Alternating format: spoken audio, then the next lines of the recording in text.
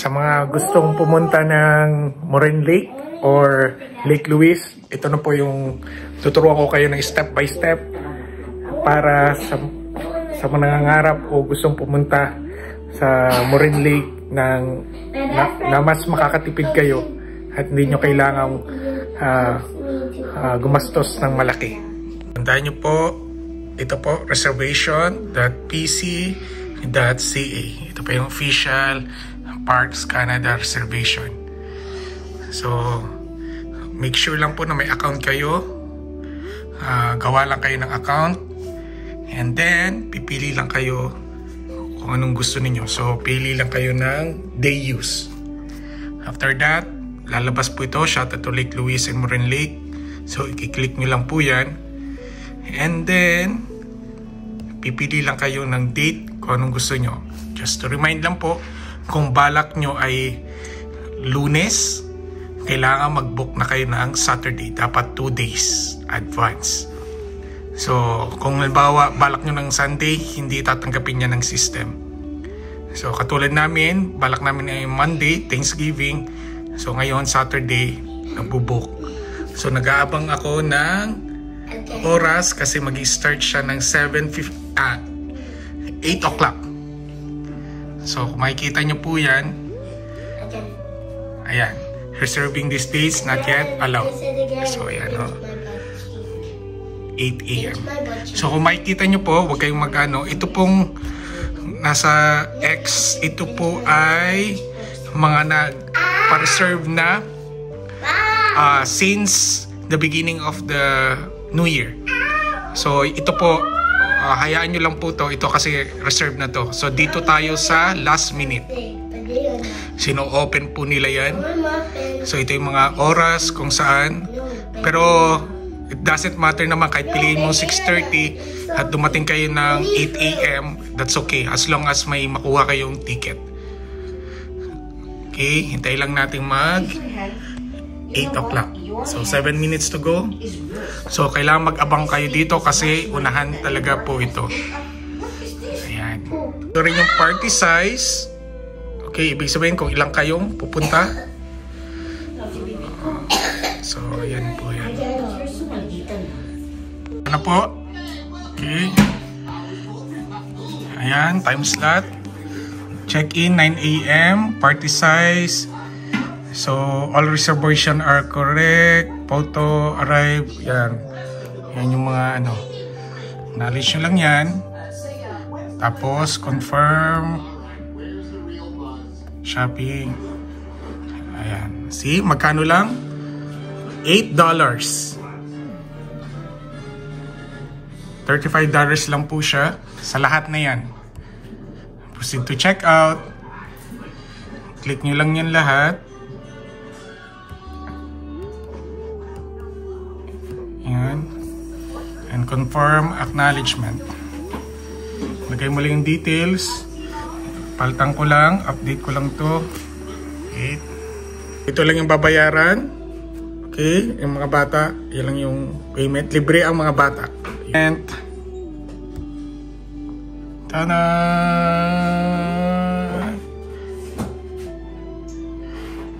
Success! Meron na kaming reservation sa Lake Louise. Ipiprint lang. Pwedeng i-print. Pwede rin siyang automatic mag-receive siya sa email. Ayan. Pwedeng ipiprint lang namin. Pwedeng i-print at view pay receipt. So, yung pass sa ano, sa bag. Card na tayo. Okay na yan. See? So, yun lang po. Yung pass sa... So, yun lang po ha. Ganun lang po kadali yun. So, ulitin ko lang po, $8 siya per head, per adult. At this moment po ha, pwedeng mabago next year.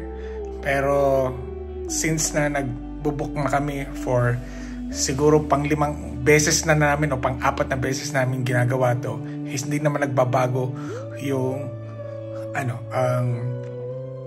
ang rate nila. So, yun lang po. As this moment po, October 15, sarado na po ang Moraine Lake for cleaning. Magpuputol sila ng mga puno. Tapos maglilinis sila for the preparation of winter. So magbubukas muli sila by the beginning of summer or spring season. Yan, siguro mga pa-end ng spring season, unti-unti silang magbubukas sa Moraine Lake. Ang Lake Louise is continuous pa rin silang open. I think pag winter yata is libre yung parking. I have no idea. But ang Moraine Lake lang po yung isasarado po nila starting October 15. So, yun lang po. Sana nakatulong po sa inyo po to. At kung na kayo magme-message sa amin ng tanong, i-save nyo na lang itong video to. Napakadali na yan ha. Kukuritin ko na kayo pag nag-message pa kayo. Joke lang po. So yun lang po. Sana makatulong po to at enjoy nyo po yung Moraine Lake. We always suggest unahin nyo lagi ang Moraine Lake. Okay? Pag inuna nyo ang Moraine Lake, hindi nyo na ma-appreciate ang Lake Louise. Promise. Okay po. Salamat.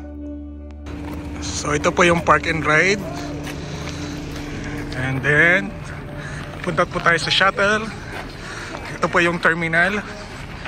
So may mili lang kayo kung saan nyo gustong unahin. Either gusto nyo pumunta muna ng Lake Louise or gusto nyo punta ng Moraine Lake. So yan po siya. So iscan ko lang yung binok ko through online. And then maghihintay lang tayo dito ng bus. Wala, ano lang video to. So we're going now to Moraine Lake.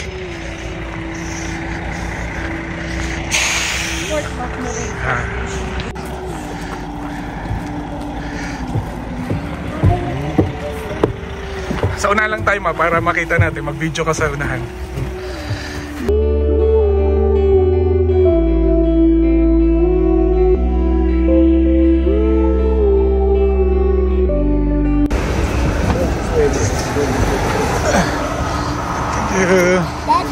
Let's go. Huh? Wow, Mom. Here. I'm just checking your brother.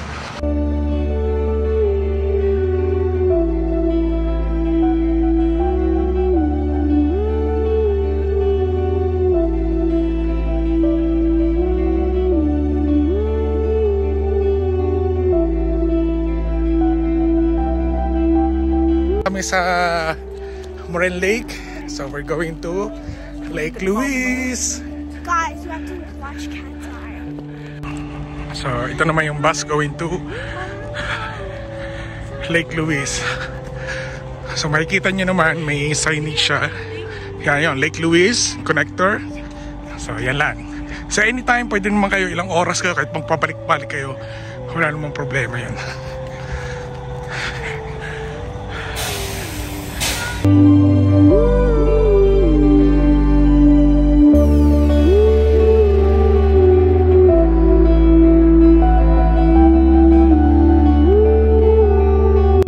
Tapos na kami mag Lake Louise.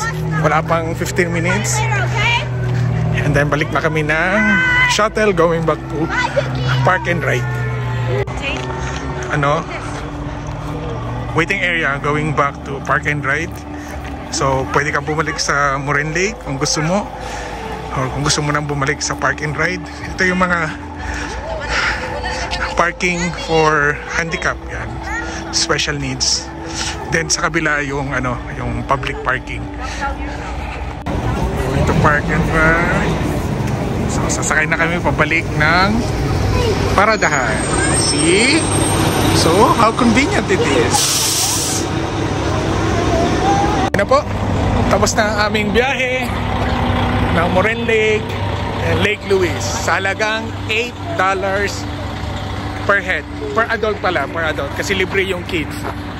Convenient, less stress. Hindi ka na mag-iisip kung may parking space ka pa ba. So, yun lang po. Sana na makatulong. Bye! Wait!